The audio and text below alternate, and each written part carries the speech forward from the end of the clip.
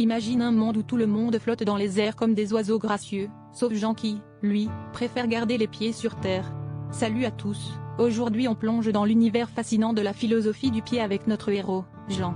Tandis que ses amis planent au-dessus des toits et s'éloignent des embouteillages aériens, Jean choisit d'explorer le monde à hauteur d'homme. Pourquoi marcher, alors que voler semble si magique, vous demandez-vous? C'est là que commence notre aventure philosophique. Jean a découvert le charme subtil de la marche, où chaque pas est un acte de méditation. Dans ce monde où tout le monde vole, marcher est devenu un acte de rébellion tranquille, une manière de se reconnecter avec le sol, de sentir la rugosité du pavé et d'entendre le craquement des feuilles sous ses pieds. Jean appelle cela le pédalisme, une philosophie qui célèbre le mouvement simple et terrestre. Pour lui, chaque promenade est une aventure, un moyen de rencontrer le monde de près, d'observer les détails que les autres, là-haut dans les airs, manquent. La philosophie du pied n'est pas seulement un choix physique pour Jean, c'est une manière de ralentir, de savourer chaque instant et de redécouvrir la beauté cachée dans la banalité du quotidien.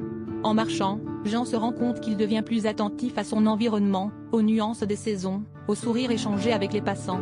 Cette approche transforme chaque trajet en une expérience riche et pleine de sens.